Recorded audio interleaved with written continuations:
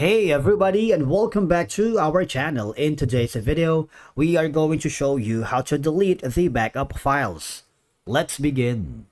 Now, the first thing that you need to do is to log in using your credentials. If this is your first time on Microsoft OneNote, I want you to click the sign up option. And from here, just follow the on-screen instructions and you're good to go. To delete OneNote backup files, you can follow these simple steps to ensure that the unnecessary backups are removed. So once you open the OneNote on your computer, alright, I want you to click the file option on the upper left corner. And then I want you to go to the bottom left where you can find the options. Click that. And from here, I want you to go to the left side panel and click the save and backup. Now, you see the backup has this option. All right, you can modify where it is right now because the default notebook location and the backup folder is going to be in this section.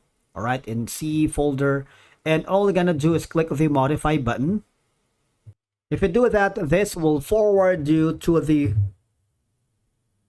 file storage. All right, and just navigate to the folder where OneNote stores its backup files and select the backup files you want to delete. Just have to press delete or right click and select delete to remove them. It's very easy. Now, after doing deleting all of the backup files, I need you to uncheck all of these. All right. By that, do not turn on the automatic backup. So if you don't want that, all right. So uncheck these, uncheck that, and all of this information. All right, uncheck anything that you can see they automatically create backup copies of notebooks. This will stop OneNote from creating backup files in the future. All right, so that's that. And after that, click on OK. Because for one, in our Jeep Labs YouTube channel production, we normally delete the backup files so that we can help free up storage space, avoid clutter, and ensure that the outdated or unnecessary backups do not accumulate over time. Because backup files can take up significant storage, especially if you have like large notebooks or extensive notes.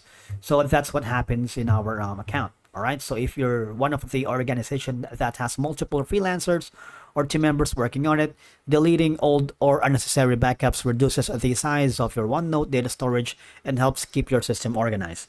And again, if you're having problems deleting your backup files on your Microsoft OneNote account, you might want to go again to the Microsoft support, and from here just select the product, and that is the Microsoft 365, which covers the Microsoft OneNote.